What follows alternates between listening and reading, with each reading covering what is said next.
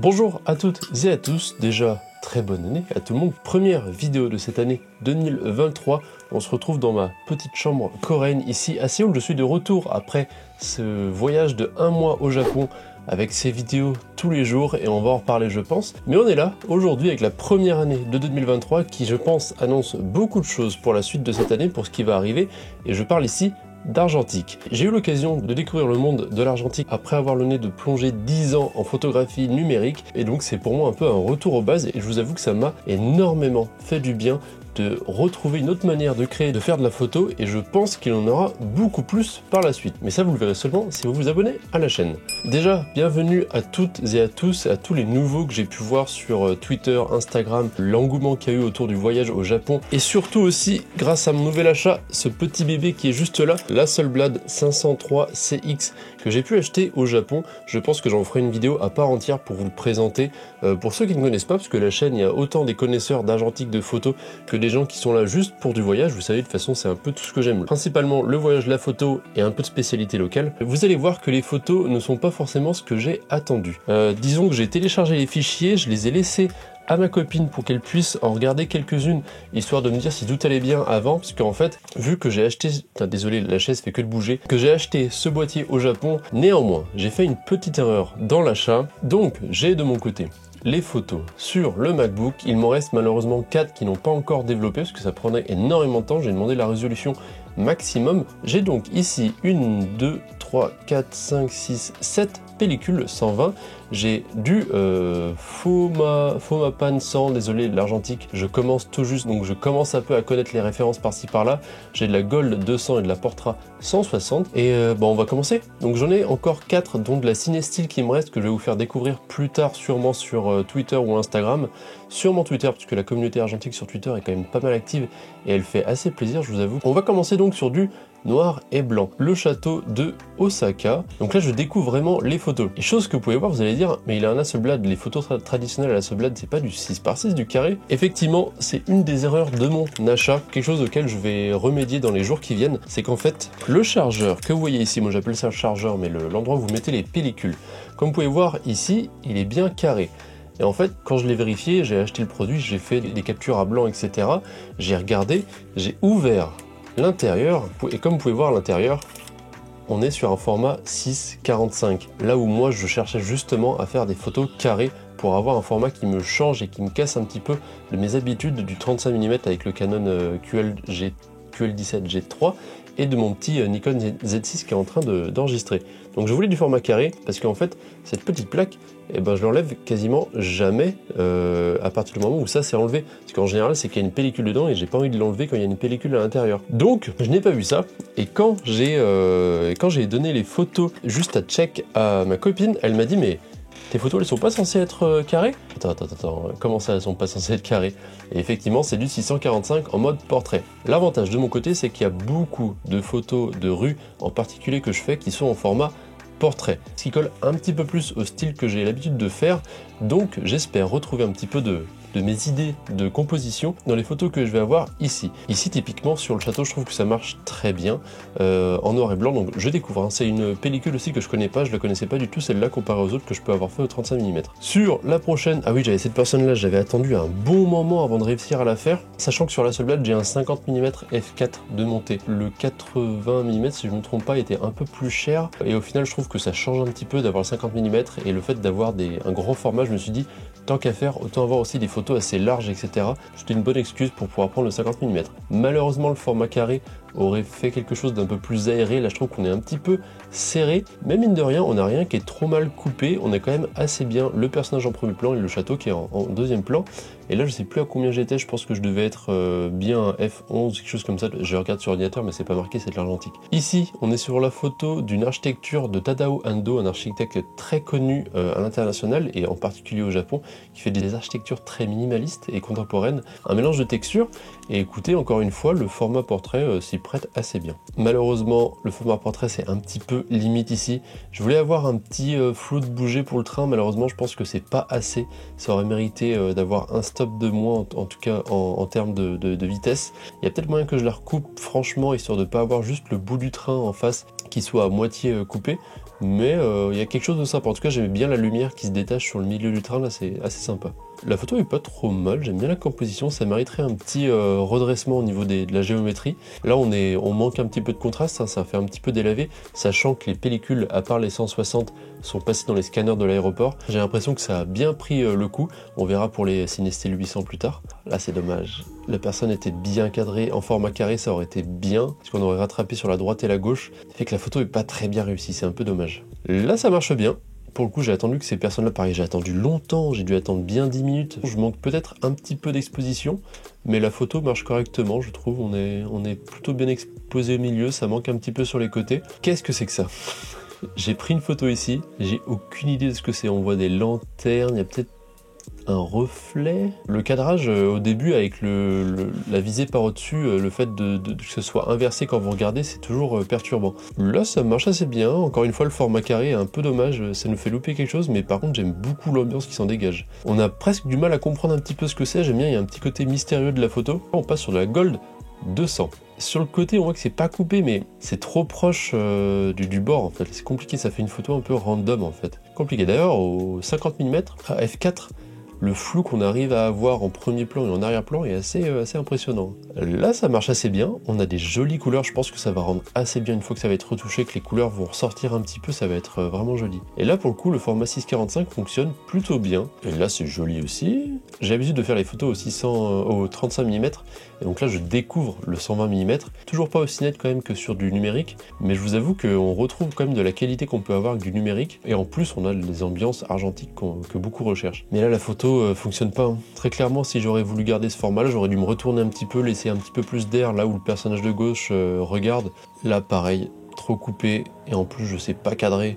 Faut vraiment que j'apprenne à m'habituer à cette visée poitrine. Il y a du contexte qui me manque à droite. J'avais normalement sur le côté droit, on voyait une partie du bâtiment un petit peu traditionnel qui permettait de mettre un point d'accroche aux yeux en fait du contexte. Jolie couleur, j'en attendais pas moins, c'est exactement ce que je recherchais à faire. Je me suis mis à f4 histoire d'avoir un joli flou aussi d'arrière-plan et de premier plan, et ça marche assez bien. J'aime bien cette petite ligne au centre bleuté qui vient casser le orange et le vert en haut et en bas.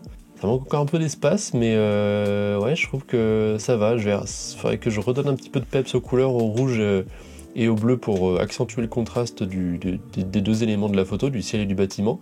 Là, ça marche bien aussi. Il y avait une fille comme ça qui attendait, il y a plein de gens qui passaient, ce qui fait que du coup, la fille en face de moi ne m'a pas remarqué et j'ai pu prendre ma photo tranquille. Allez, celle-ci aussi, encore un peu surexposée, mais ça peut se rattraper. Et là, elle est nette et tout. Je l'ai pris un petit peu sur les yeux, je me suis préparé, elle prenait des photos de l'autre côté. Les couleurs sont magnifiques. J'aime beaucoup la Gold 200. Ça fonctionne. Là, je me rappelle j'étais assez limite en termes de... Et pourtant, moi, je suis assez net. Il y a quand même beaucoup de magenta sur les ombres. Les photos sont un petit peu dénaturées de couleurs sur ça. Mais là, pour le coup, le format portrait fonctionne très bien. Et les deux personnages qu'on a au bout fonctionnent impeccablement là. Photo un petit peu mystérieuse qui fonctionne assez bien. Le format portrait marche tout juste. Je suis un petit peu trop proche des bords à mon goût, mais du cadre. Mais ça fonctionne. Cette photo, j'attendais beaucoup. Il y a beaucoup de magenta dans les ombres.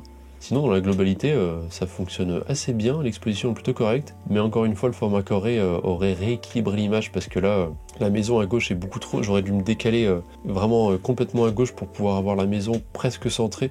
Bon, là, ça marche bien, j'ai fait une pause longue, la photo est bien nette, j'avais fait une pause de quelques secondes, il me semble, et c'est vraiment clean, hein. Il manque un sujet, mine de rien, sur la photo, et là, pour le coup, la portrait retranscrit exactement les couleurs qu'il y avait sur le terrain. Là aussi, ça marche bien, ça mériterait d'être recoupé un petit peu pour pas avoir le ciel au niveau de l'arbre en haut à gauche, là, histoire de couper la photo au niveau de l'arbre, mais ça marche bien, les couleurs sont magnifiques. Le vert des arbres là avec le ciel, pareil, encore une fois, j'étais surexposé d'un stop, et l'exposition est parfaite. Là aussi, c'est un petit peu délavé, ça mériterait un petit peu plus de peps. Encore une fois, le format carré coupe trop la photo, ça manque un petit peu d'espace. Bien net comme il faut, la mise au point. L'objectif marche bien, parce que, je vous rappelle, hein, je l'ai acheté, je savais pas du tout s'il marchait correctement. Dans les tests que j'ai fait, il m'avait l'air de marcher correctement, mais on n'est jamais sûr qu'il y ait une petite fuite de lumière, un truc comme ça. Là, pareil, j'avais demandé, il y a une fille qui est sortie de sa petite boutique, je lui ai demandé si c'était possible de la prendre en photo, parce qu'elle était habillée tout en rouge avec le bleu du ciel, etc. Ça marchait bien. J'ai pris la même en fait avec le Nikon Z6. Et là, le format carré aurait donné ce petit truc en plus qui manque sur la photo. Je ferais en plus que je la redécale un petit peu sur le côté gauche. Mais la photo est pas mal. Ça mériterait un petit peu plus de peps dans les jaunes et le bleu, mais j'aime beaucoup le contraste de couleur qu'il y avait. Donc là, la fille qui est pareil, format carré, ça aurait tellement mieux marché là. Là aussi, pareil, format 645, ça me coupe le tactile à gauche. J'avais un soleil incroyable. Ça manque beaucoup d'aération. Le ciel a beau être joli. En bas, on est beaucoup trop serré et ça va pas, je trouve. Ça marche assez bien ici. Faudrait que je regarde un petit peu histoire d'avoir quelque chose d'assez carré, assez rectiligne, on va dire, dans les lignes verticales. Mais j'aime bien les bâtiments, les côtés angulaires du haut qui pointent vers le ciel. Ça fonctionne assez bien, je trouve. Je me suis mis au trépied, j'avais ces deux petites lumières, même au format portrait, pour le coup, ça fonctionne assez bien. Et là, ah ouais, pareil, je me suis mis au trépied, mais j'aurais dû exposer un peu plus longtemps. Ah, c'est dommage, la photo est si belle. J'ai l'impression que la photo est pas parfaitement nette ici. Ça va encore. Par contre, on a de jolies couleurs, le ciel était incroyable. Pareil, je m'étais dépêché, il y a le nuage qui bougeait à fond, je voulais juste avoir ce petit coin bleu dans le ciel, histoire de rééquilibrer, que ça fasse pas un gros amas blanc de nuages. Prochaine, on est encore sur de la Portra, le reste c'est que de la Portra, donc il me reste encore beaucoup de gold et de la Cinestill à découvrir pour plus tard. On retourne à la plage, changement d'ambiance, donc à un des torii japonais qui est très connu du côté de Fukuoka, et les couleurs rendent impeccable, c'est vraiment nickel. Avec quelques gens en plus, pareil, format carré aurait mérité, aurait été bien plus appréciable. Là, on est encore une fois un peu trop serré, même si la photo fonctionne relativement bien. Là, pareil, format carré, ça marche, mais ça va qu'il y a une partie du torii qui est à droite, qui fait que ça rééquilibre un petit peu la photo. Rephoto, pourquoi j'ai repris? Je croyais avoir loupé, ou alors je voulais une photo un peu plus reculée, je sais plus. Celle-là est un peu mieux, je trouve, un peu mieux. Heureusement qu'on a l'eau sur la gauche comme ça qui vient rééquilibrer la photo, mais la fille en bas à droite, ça fonctionne super bien, surtout qu'elle a le soleil sur ses cheveux, ça fait un petit côté un peu chaud, un peu orangé là.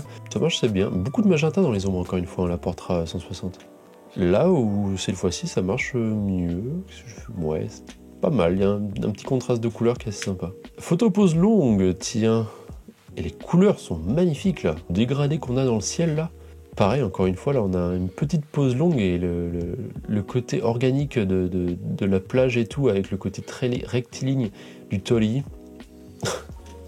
Celle-ci, quand je l'ai prise, j'avais pas vu qu'il tirait la langue. Ma copine m'avait montré, c'est la seule qu'elle m'avait montré quand elle m'a dit que les photos étaient pas carrées. C'était du coup la première photo à la Hasselblad que j'ai vue, que j'ai réalisée. Alors c'est dommage, la photo est un peu floue, ça bougeait beaucoup et avec la Hasselblad c'est très compliqué de prendre des photos en manuel, en faisant le focus manuel, etc. un petit peu sur le vif. Même si la photo est floue, je pense qu'elle est assez marrante, mais elle me fait assez rire juste pour le moment. Trop limite ici, je pense que ça je vais les enlever en post-prod ou réduire la photo à ce niveau-là. Sinon ça marche assez bien, mais la photo est un petit peu sous-exposée quand même. Je pense que je vais enlever la partie du toit ici qui sert pas à grand chose, mais j'aime beaucoup la lumière, le petit dégradé assez chaud là, j'aime beaucoup ça. Là aussi, la photo est trop serrée, c'est dommage parce que on avait quelque chose d'assez graphique. Bah, ça fait un peu photo au pif fait au téléphone. Là pareil, le regard de la personne ici qui était accoudée, qui est complètement coupé par le côté. Là où ça marche assez bien, pareil, en termes d'exposition, j'étais limite de chez limite. Je pense que ça se rattrapera un petit peu en post-prod. Là où au format numérique, je galérais un petit peu à voir ce que je voulais. Et c'est typiquement le genre de photo où en argentique, je fais ma photo. Le film fait une grande partie du travail sur l'atmosphère de la photo. Et ça fait plaisir.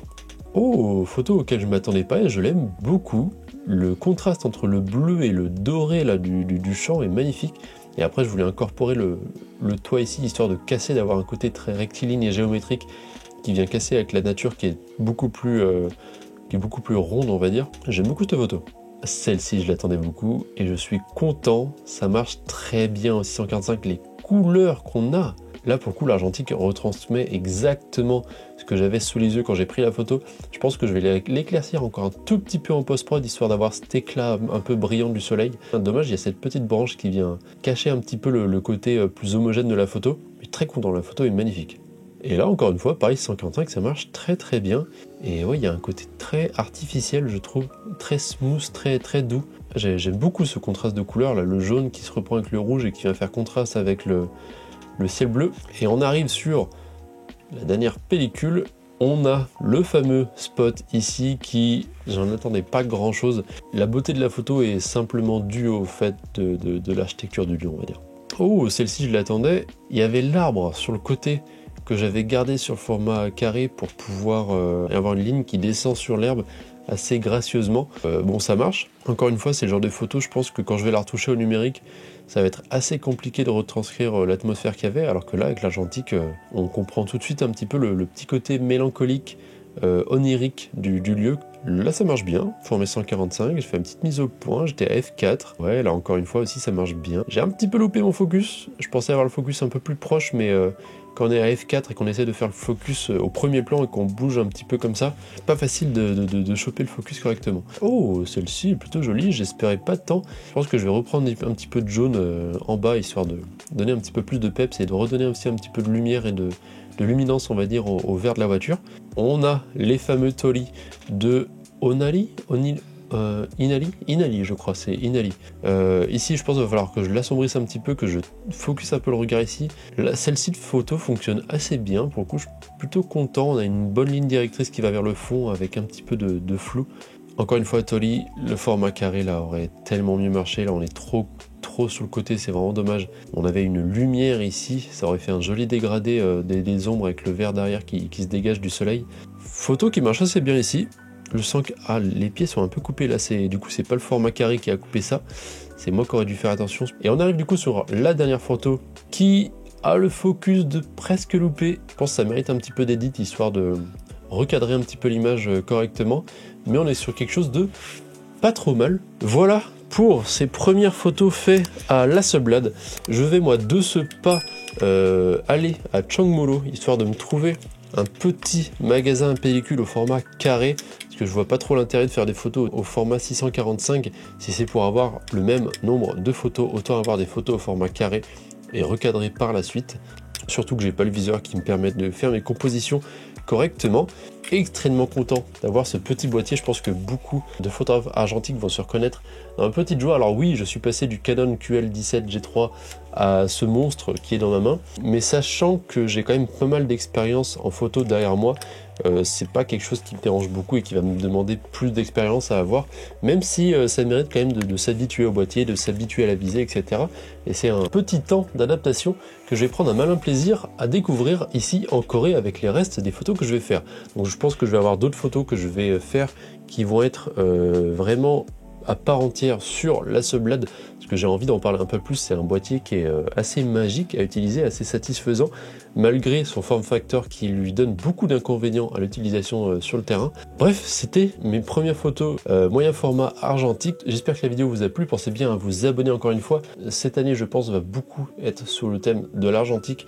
Ah oui, d'ailleurs, hop, pour ceux qui voulaient savoir, vu que je suis en Corée et que les prix sont un peu différents, mes photos 35 mm que j'ai fait en scan basique, ça a mis moins de 24 heures à les traiter. Le lendemain, je les avais, c'était assez incroyable. Donc là, j'ai pris des photos en résolution beaucoup plus grosses qui ont pris plus d'une semaine à être traitées et qui sont aussi un peu plus chères.